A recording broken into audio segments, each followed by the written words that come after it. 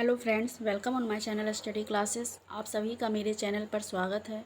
तो आज हम लोग सीडीपी के कुछ क्वेश्चंस की प्रैक्टिस करेंगे जो स्पेशली फॉर आपके सीटेट एग्ज़ाम या आप किसी भी टीचिंग एग्ज़ाम की तैयारी कर रहे हैं तो उसके लिए ये वीडियो काफ़ी हेल्पफुल होगी। तो आइए अब हम क्लास को स्टार्ट करते हैं। क्वेश्चन नंबर 1, शिक्षार्थी वैयक्तिक विभिन्नता प्रदर्शित करते हैं, अतः शिक्षक को। अब आइए हम इसके ऑप्शंस को देखते हैं। अधिगम की एक समान गति पर बल देना चाहिए, या सीखने के विविध अनुभवों को उपलब्ध कराना चाहिए, या कठोर अनुशासन सुनिश्चित कराना चाहिए, या परीक्षाओं की संख्या बढ़ा देनी चाहिए। तो इसका जो करेक्ट आंसर होगा वो होगा ऑप्शन नंबर बी, कि शिक्षार्थी वैयक्तिक भिन्नता प्रदर्शित करते हैं, अतः शिक्षक को सीखने के विविध अनुभवों को उपलब्ध कराना चाहिए। यानी कि व्यक्ति सभी एक समान नहीं होते हैं। ज़रूरी नहीं है कि मेरे में जो गुण हैं या मेरे जो हैबिट्स हैं वो अगले इंसान में भी पाए जाएं। सभी में व्यक्तिगत विभिन्नताएं पाई जाती हैं और सभी एक दूसरे से विभिन्न होते हैं। तो इसलिए हमें बच्चों को सिखाने के लिए विविध अनुभवों को उपलब्ध कराना चाहिए। इसके बाद है अधिगम की एक समान गति पर कभी बल नहीं देना चाहिए, क्योंकि बच्चे में व्यक्तिगत विभिन्नता पाई जाती है। ज़रूरी नहीं है कि हम एक तरीके का उपयोग करके बच्चों को सिखा रहे हैं तो उसी तरीके का उपयोग करके दूसरे बच्चे को भी सिखाएं।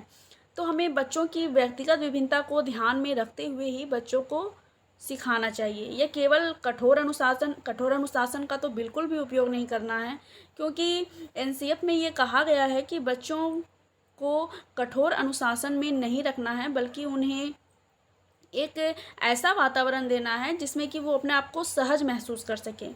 या परीक्षा की संख्या बढ़ा देना ये भी कोई करेक्ट नहीं है। तो इस क्वेश्चन का जो करेक्ट आंसर होगा वो होगा ऑप्शन नंबर बी। अब आइए हम नेक्स्ट क्वेश्चन को देखते हैं। क्वेश्चन नंबर 2, वाइगोत्स्की बच्चों को सीखने में निम्नलिखित में से किस कारक की महत्वपूर्ण भूमिका पर बल देते हैं। अब आइए हम इसके ऑप्शंस को देखते हैं। सामाजिक पर, आनुवांशिक पर, नैतिक पर या शारीरिक पर। तो वाइगोत्स्की जो हैं इन्होंने समाज पर काफ़ी जोर दिया है कि समाज से किस तरीके से बच्चे अंतःक्रिया करके अनेक कौशल को सीखते हैं, जिसमें इन्होंने समाज, संस्कृति और भाषा को अपने थ्योरी में इन्होंने काफ़ी इंपॉर्टेंस दिया है। तो इसका जो करेक्ट आंसर होगा वो होगा ऑप्शन नंबर ए, कि समाज, कि वाइगोत्स्की बच्चों को सीखने में समाज की जो भूमिका होती है इस पर वो काफ़ी बल देते हैं। अब आइए हम नेक्स्ट क्वेश्चन को देखते हैं। क्वेश्चन नंबर 3, एक शिक्षिका अपने शिक्षार्थियों की विभिन्न अधिगम शैलियों को संतुष्ट करने के लिए वैविध्यपूर्ण कार्यों का उपयोग करती है। वह डैश से प्रभावित है। अब आइए हम इसके ऑप्शंस को देखते हैं। पियाजे के संज्ञानात्मक विकास के सिद्धांत से, या कोहलबर्ग के नैतिक विकास के सिद्धांत से, या गार्डनर के बहुबुद्धि सिद्धांत से, या वाइगोत्स्की के सामाजिक सांस्कृतिक सिद्धांत से। तो इसका जो करेक्ट आंसर होगा वो होगा ऑप्शन नंबर सी, कि शिक्षिका जो है वो अधिगम शैली का उपयोग शैलियों को संतुष्ट करने के लिए वैविध्यपूर्ण कार्य यानी कि विभिन्न कार्यों का वो उपयोग करती है। तो ये गार्डनर की बहुबुद्धि सिद्धांत से संबंधित है, जिसमें कि वो विभिन्न विधियों का उपयोग करके बच्चों को अधिगम शैली को सिखाती है। तो इसका जो करेक्ट आंसर होगा वो होगा ऑप्शन नंबर सी। अब आइए हम नेक्स्ट क्वेश्चन को देखते हैं। क्वेश्चन नंबर 4, एक शिक्षिका अपने आप से कभी भी प्रश्नों के उत्तर नहीं देती है। वह अपने विद्यार्थियों को उत्तर देने के लिए समूह चर्चाएं और सहयोगात्मक अधिगम अपनाने के लिए प्रोत्साहित करती है। यह उपागम डैश के सिद्धांत पर आधारित है। अब आइए हम इसके ऑप्शंस को देखते हैं। सक्रिय भागीदारिता, अनुदेशात्मक सामग्री के उचित संगठन, या अच्छा उदाहरण प्रस्तुत करना और भूमिका प्रतिरूप बनना, या सीखने की तत्परता।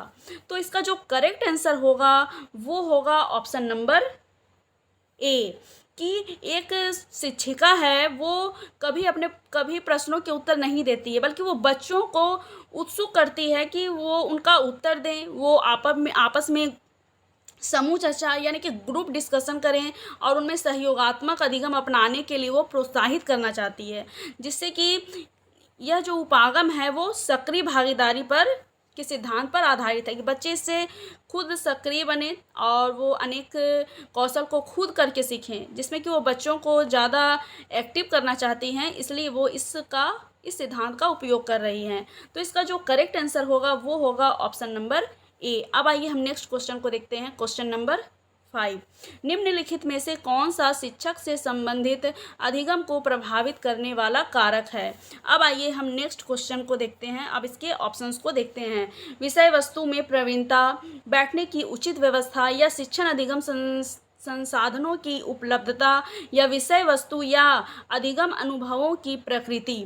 तो इसका जो करेक्ट आंसर होगा वो होगा ऑप्शन नंबर ए कि शिक्षक से संबंधित अधिगम को प्रभावित करने वाला कारक जो है वो विषय वस्तु में प्रवीणता है। मान लीजिए कोई टीचर हैं, वो स्टूडेंट को पढ़ाने के लिए जा रहे हैं, तो उनका उस विषय में पूरी तरीके से प्रवीण होना चाहिए, ताकि वो किसी भी सवाल का जो जवाब है उसको वो तुरंत दे सकें। अगर टीचर अगर उस विषय वस्तु से संबंधित, उस टॉपिक से संबंधित हर चीज़ उनको क्लियर नहीं होगा, तो वो बच्चों को भी वो क्लियर नहीं कर पाएंगे। तो इसलिए विषय वस्तु में प्रवीणता जो है वो काफ़ी इम्पॉर्टेंट होता है।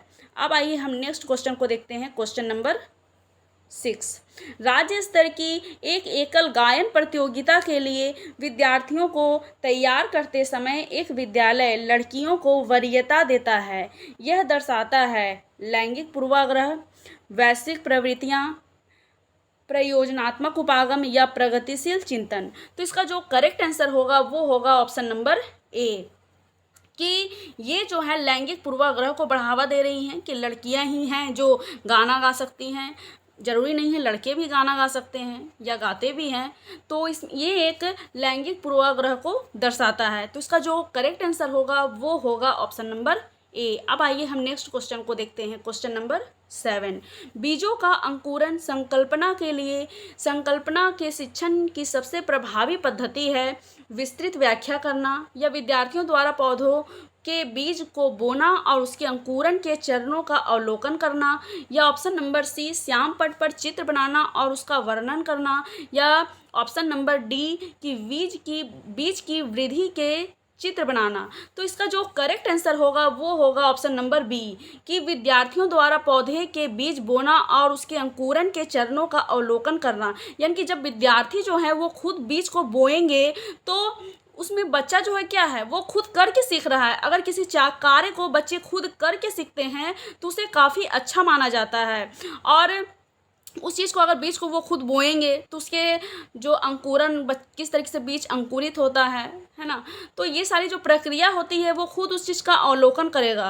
तो ये शिक्षण का एक प्रभावी पद्धति होता है। तो इसका जो करेक्ट आंसर होगा वो होगा ऑप्शन नंबर बी विस्तृत व्याख्या कर देना। ये कोई करेक्ट आंसर नहीं है कि हम किसी टॉपिक पर पूरा लंबा चौड़ा भाषण दे दिए या उसका पूरा विस्तृत व्याख्या कर दिए, तो ये भी करेक्ट नहीं होगा। या ऑप्शन नंबर सी श्याम पट पर चित्र बना देना और उसका वर्णन कर देना। तो इसमें भी बच्चे जो हैं वो एक्टिव नहीं हो पाएंगे कि टीचर जो है वो श्याम पट पर चित्र बना दिए हैं और उसका वर्णन कर दिए, या बीज की वृद्धि के चित्र बनाना, या बीज किस तरीके से वृद्धि करता है उसको चित्र के द्वारा बना देना। तो ये इसमें भी जो है वो बच्चा जो है वो एक्टिव नहीं है। बच्चे जिस चीज़ में ज़्यादा एक्टिव हों या वैसा ऑप्शन जिसमें बच्चे ज़्यादा एक्टिव हैं वो किसी कार्य को करके सीख रहे हैं, या जो शिक्षा जो है वो शिक्षार्थी केंद्रित है, तो ऐसे जो ऑप्शंस होंगे वो बिल्कुल करेक्ट होंगे। इसलिए इन बातों पर भी आप विशेष रूप से ध्यान दें।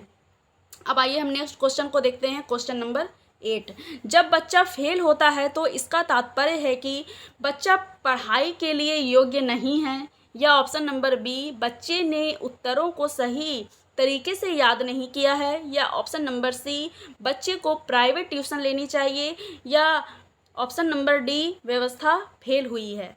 तो इसका जो करेक्ट आंसर होगा वो होगा ऑप्शन नंबर डी कि जब बच्चा फेल होता है तो इसका तात्पर्य है कि व्यवस्था फेल हुई है ना।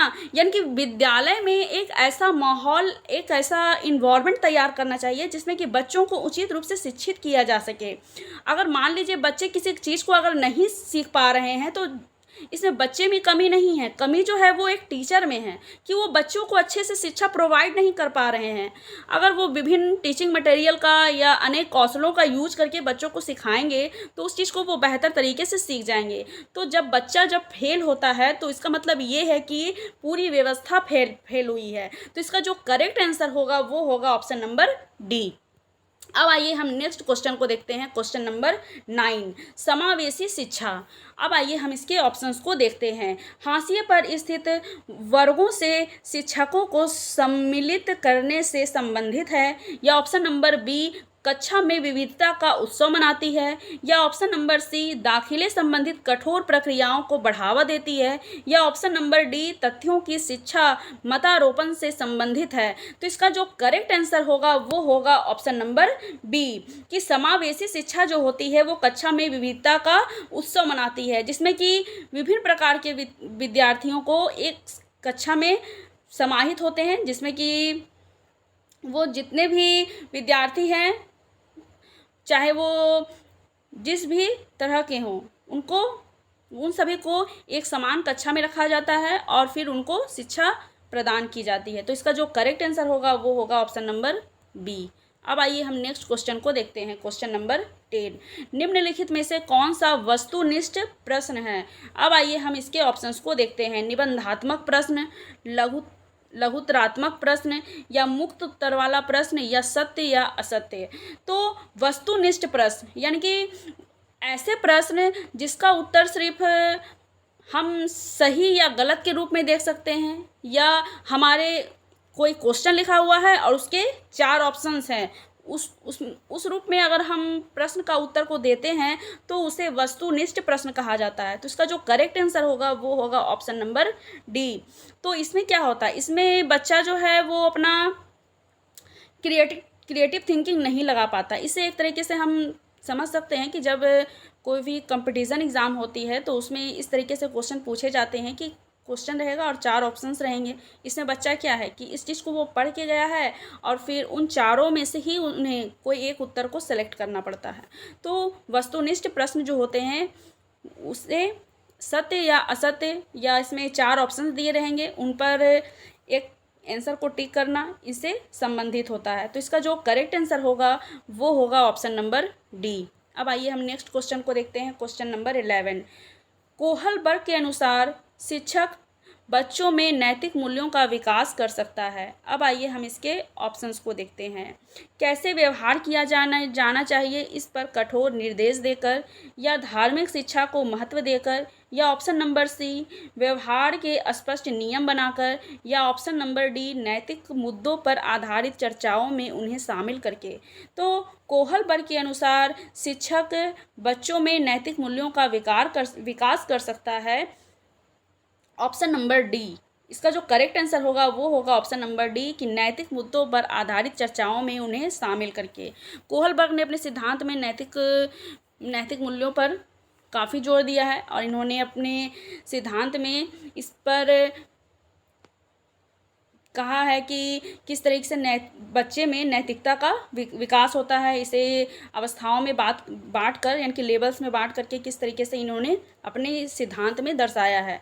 तो इसका जो करेक्ट आंसर होगा वो होगा ऑप्शन नंबर डी। अब आइए हम नेक्स्ट क्वेश्चन को देखते हैं, क्वेश्चन नंबर 12, छोटे शिक्षार्थियों को कक्ष में समवयस्कों के साथ अंतःक्रिया करने के लिए प्रोत्साहित करना चाहिए, जिससे शिक्षक कक्ष को बेहतर तरीके से नियंत्रित कर सकें, या वे एक दूसरे से प्रश्नों के उत्तर सीख सकें, या ऑप्शन नंबर सी पाठ्यक्रम को बहुत जल्दी पूरा किया जा सके, या ऑप्शन नंबर डी वे पढ़ने के दौरान सामाजिक कौशल सीख सके।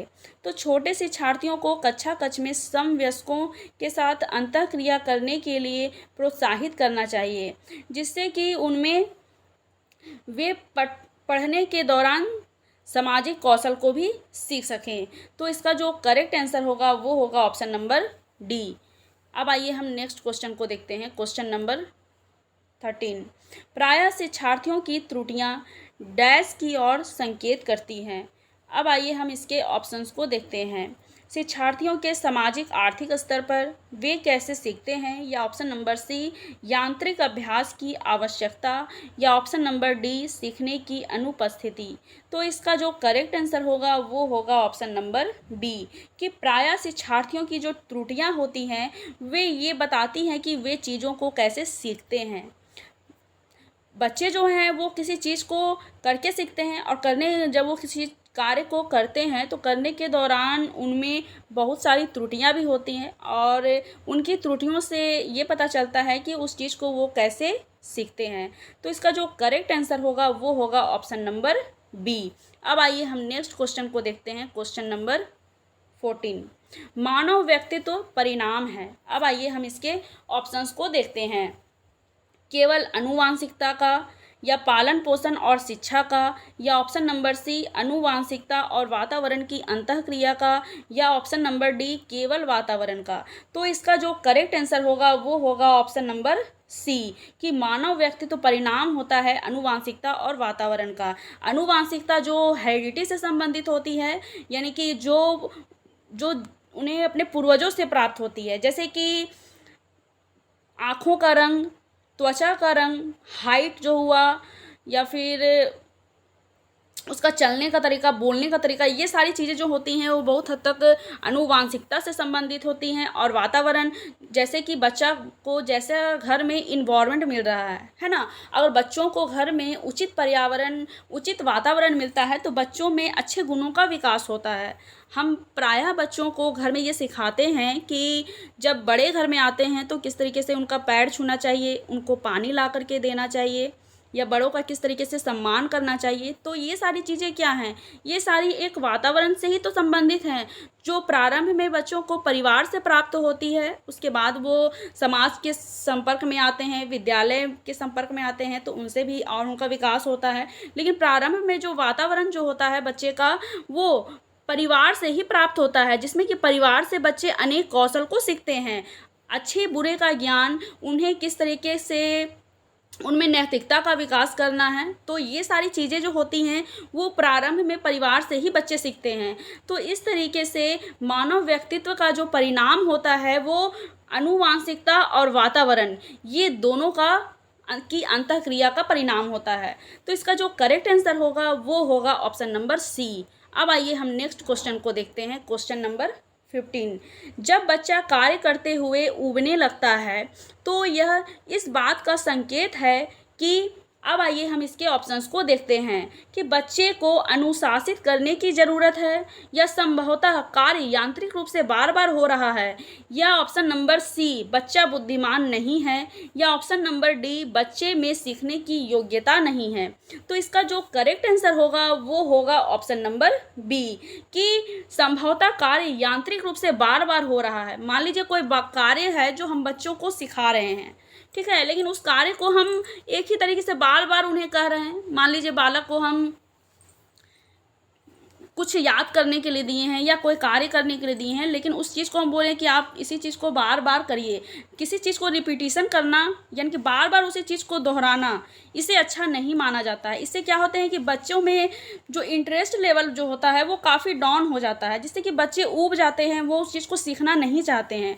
बच्चों को हमेशा ऐसा सिखाना चाहिए कि जो इंटरेस्टिंग हो, जो और ख़ासकर उनके दैनिक जीवन से संबंधित करके सिखाना चाहिए, जिससे सीखने में उन्हें काफ़ी उत्सुकता आए, उस चीज़ को वो काफ़ी बेहतर तरीके से सीखें और सीखना पसंद भी करें।